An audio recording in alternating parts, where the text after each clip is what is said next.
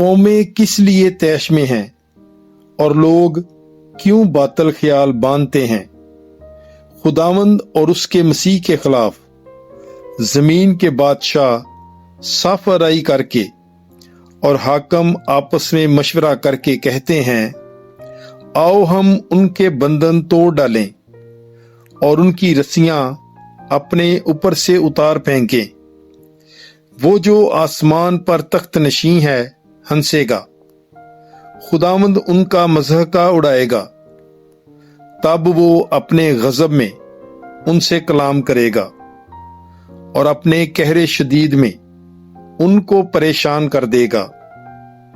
میں تو اپنے بادشاہ کو اپنے کوہ مقدس صہیون پر بٹھا چکا ہوں، میں اس فرمان کو بیان کروں گا۔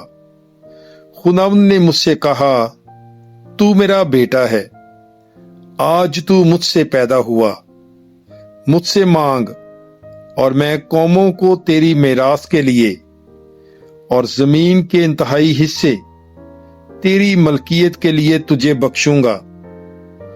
تو ان کو لوہے کے عصا سے توڑے گا، کمار کے برتن کی طرح تو ان کو چکنا چور کر ڈالے گا۔ پس اب اے بادشاہو، دانش مند بنو، اے زمین کے عدالت کرنے والو، تربیت پاؤ۔ ڈرتے ہوئے خداوند کی عبادت کرو، کانپتے ہوئے خوشی مناؤ۔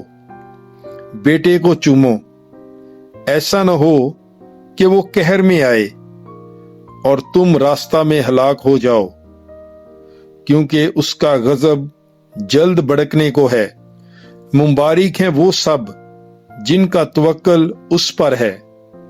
زبور 2۔ God bless you all.